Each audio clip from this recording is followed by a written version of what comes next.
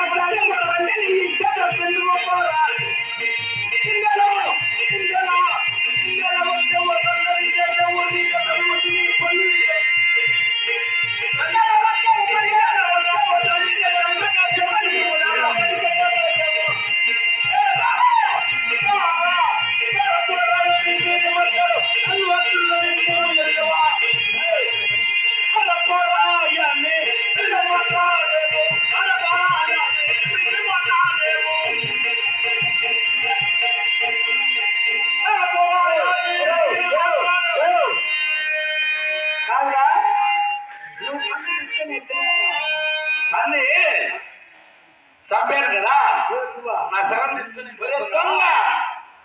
నువ్వు చోరుడు నేనా నేను చోరుడా అయితే నాతో యుద్ధం చేసి నువ్వు చోరుడా నేను చోరుడా యుద్ధం చేస్తావా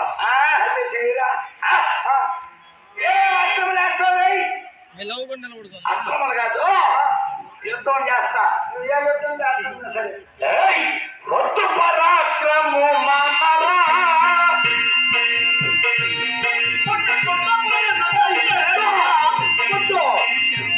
పరాక్రమ మనరా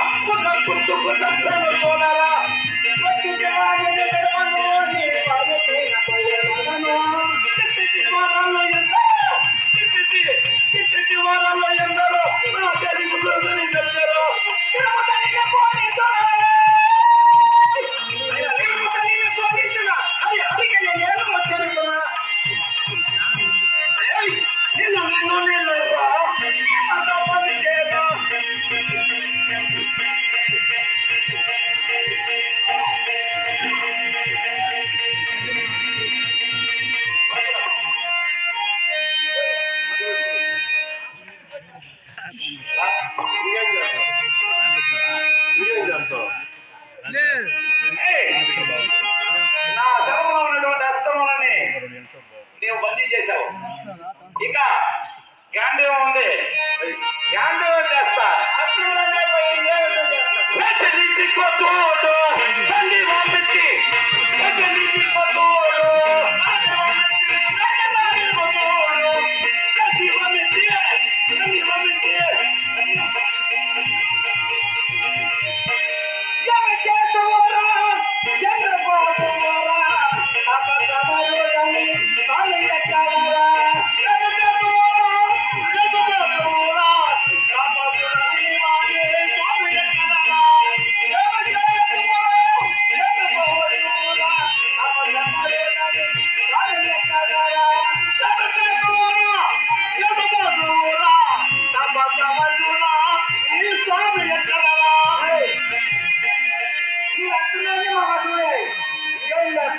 మట్టి యుద్ధము చేసి తెలుసుకోరా మట్టి యుద్ధము చేసి తెలుసుకోరా ఈ దుస్తులు నాకు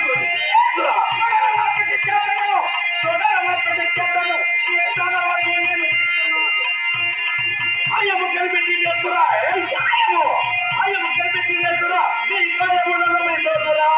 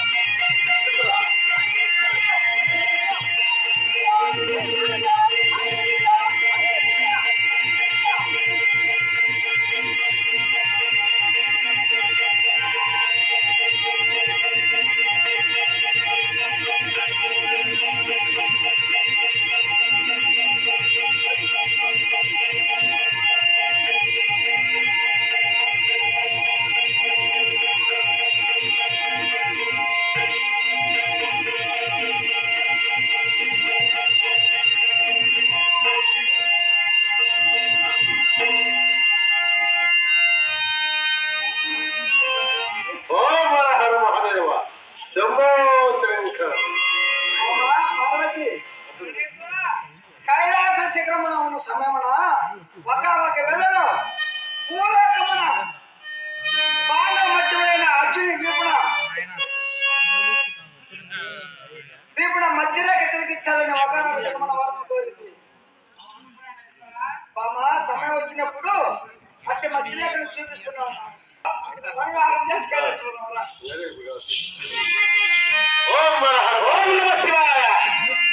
తండ్రి పరమేశ్వర తమ యొక్క దర్శనం ఈ రీతిలో నాకు గన్నలకు గన్న విందు చేసింది మా తండ్రి.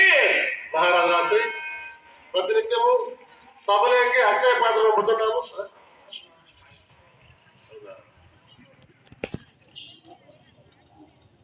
చెప్పలాగే కొద్ది దూరంగా రోడ్డు కోరుకోండి.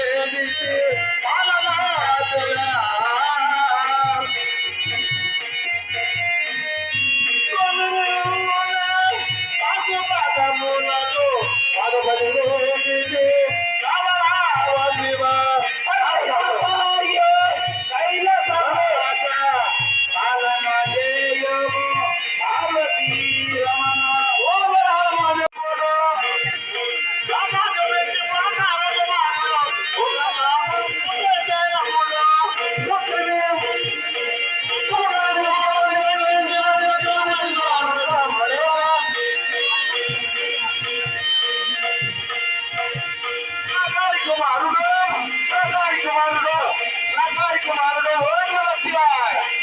హర హర మహాదేవ శంభో శంకర. స్వామి ఏ గంగతోడ మతమంతట వైకుంఠోరగాని సారాగిరిత గిరియేత మహేశ శంభో.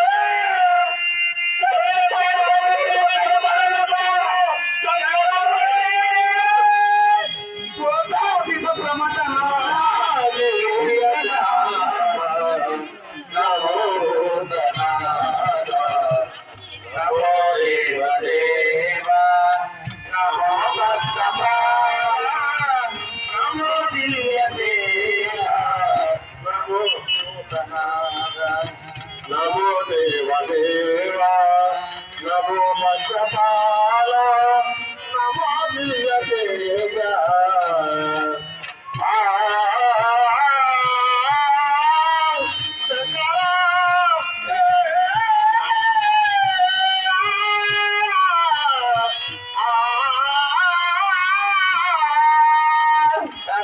ప్రకాశ మహాపాపనాశ.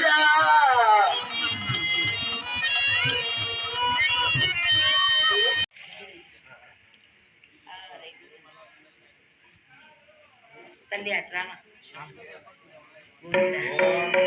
రాజాదిరాజాయ ప్రహిస్సాహినే నమో వయం వై శ్రవణాయ కుర్మహే సమే కామాంకా కామకామాయ మహ్యం కామేశ్వరో వై శ్రవణ దదాతు. ఇద్దరు దంపతులు కదా. కుబేరాయ వై శ్రవణాయ మహారాజాయ నమః.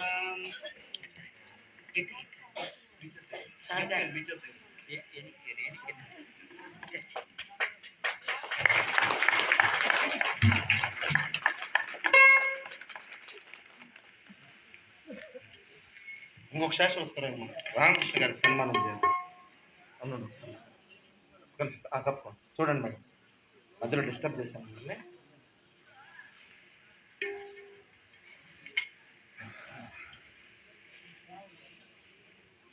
లక్ష్మీ క్షీర సముద్ర రాజతనయాం శ్రీరంగరామేశ్వరీం దాసీభూత సమస్తదేవనితాం లోకైక దీపాంకురా శ్రీమన్నంద కటాక్షరబ్దయో బ్రహ్మేంద్ర గంగాధరాం స్వాం త్రైలోక్య కుటుంబినీం సరసజా వందే ముకుంద ప్రియ. మేడం గారు అన్నా మల్లేశ్వరి గారు కూడా రావాలి. నమస్కారం అండి. చాలా అద్భుతం. మీ గురించి చెప్తుంటే ఆనందపడ్డాను. నేను డాక్టర్ చక్రధర సిద్ధాంత జ్యోతిష్యులు. కొంచెం ముందు శ్రీరవర్చస్య మాయస్య మా బీదాక్షోభమానం మహీయతే ధనం ధాన్యం బహుం వసుపుత్రలాభం శత సంవత్సరం దీర్ఘమాయుః.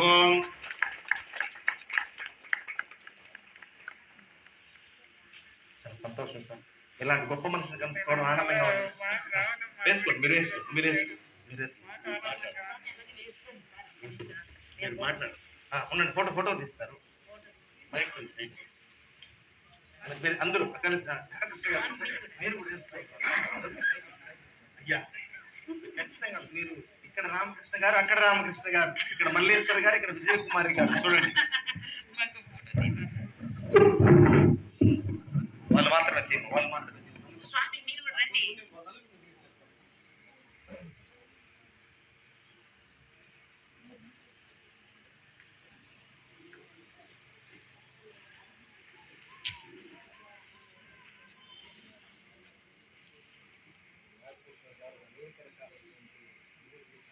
పెద్దలందరి సమక్షములో స్వామి గారిని సన్మానిస్తున్నారు దుశ్శాలవతో.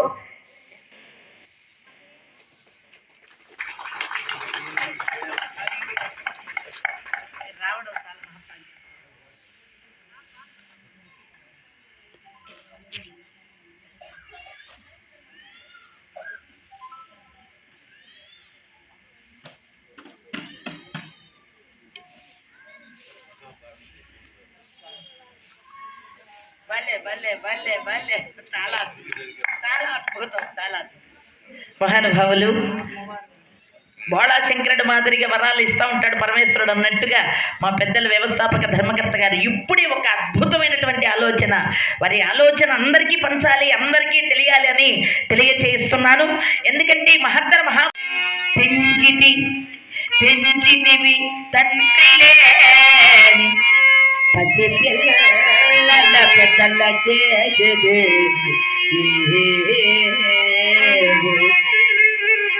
మహారాజా, తండ్రి లేనటువంటి ఆ యొక్క ప్రాంతములను నీవే నీ చేతితో పెంచి పెద్ద చేసి విద్యాబుద్ధులు చెప్పించి ప్రయోజకులను చేశావు.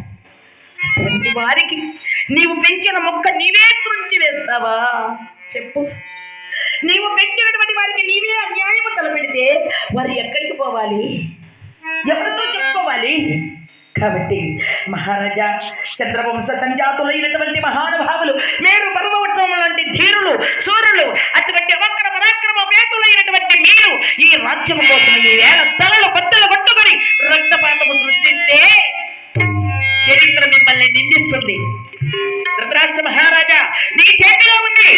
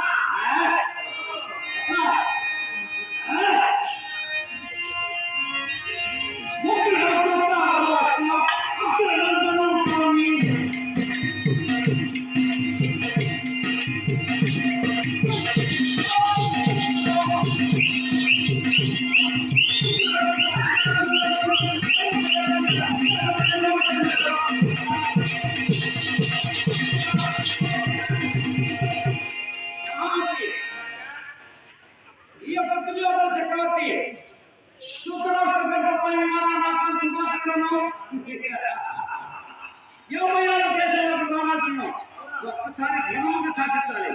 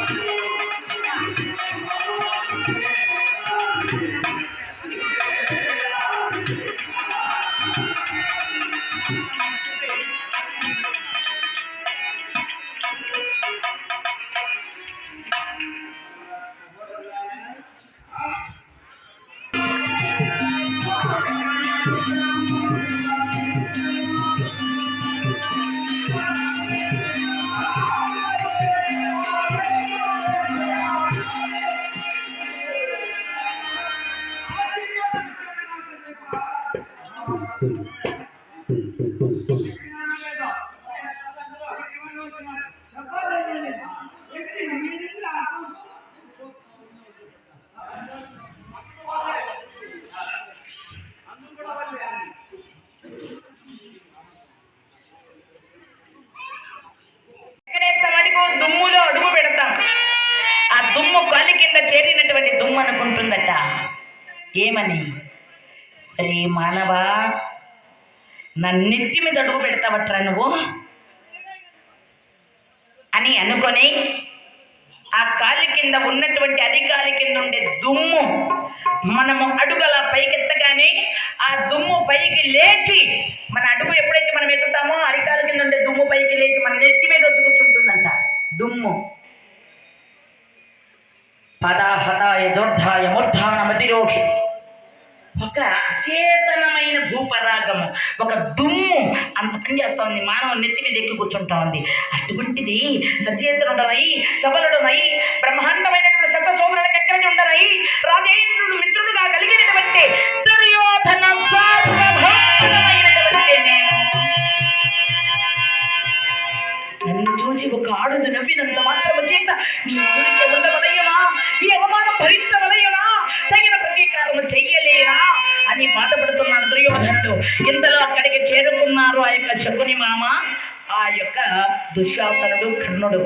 అయ్యా, ఇంత అవమానం చేశారు పాండవులు అన్నటువంటి మాట విని వెంటనే వాళ్ళు అన్నారు, పాంచాలి పరాభవము, పాండవ వినాశనము అన్నారు, పాండవులను చంపుదామన్నారు. అంటే ఆ మాటలకు దుర్యోధనుడు అన్నాడు, ఆ మేనమామ శకునిని చూస్తూ, మామయ్య నీవేమంటావు? అల్లుడు, నీ మనసుకు చాలా కష్టము జరిగింది. ఈ కర్ణుడు దుశ్శాసనుడు చెప్పినట్టుగా యుద్ధము చేసేస్తే నీ కొరిగేది ఏముంటుంది చెప్పు? పాండవుల యుద్ధములు అవలేలగా మట్టు పెడతావు, అప్పుడు నీ చేతులతో నీవే పాండవులకు మేలు చేసినట్లవుతుంది. ఎందుకంటే వీరుడైన వాడు యుద్ధములో మరణిస్తే వీర మరణాన్ని, వీర స్వర్గాన్ని అలంకరిస్తాడు. అనాయాస మరణము, స్వర్గలోక ప్రయాణము నీ చేతులతో నీవే చేసినట్టు అవుతుంది. కానీ అలా కాదు, పాండవులకు తగిన పరాభవము చెయ్యాలి. అవును మామ, మా మనస్సు రగిలిపోతుంది.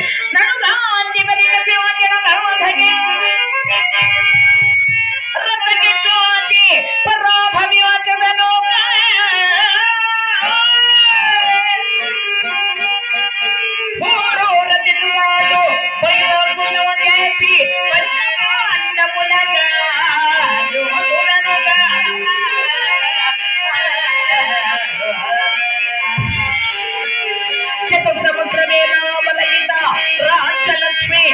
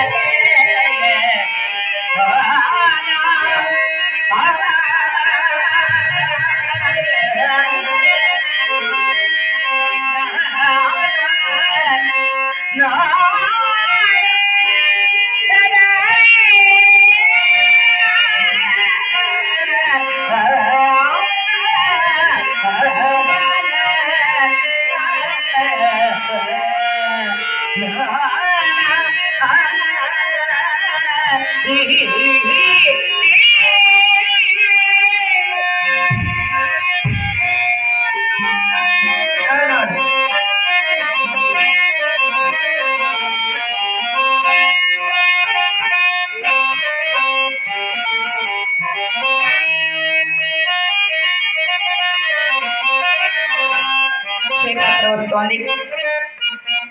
అమ్మవారి స్వరూపంగా ఉన్నటువంటి అక్షయ పాత్రలో కానుకలు వేస్తే అమ్మవారి వ్యానుగ్రహం కలుగుతుంది, అపారమైన సిరి సంపదలు మనకు కలగ చేస్తారు. కనుక అక్షయ పాత్రలో అమ్మవారి యొక్క స్వరూపంగా భావించి కానుకలు వేసి ధన్యులవుతారని చెప్పి అందరినీ కోరుకుంటూ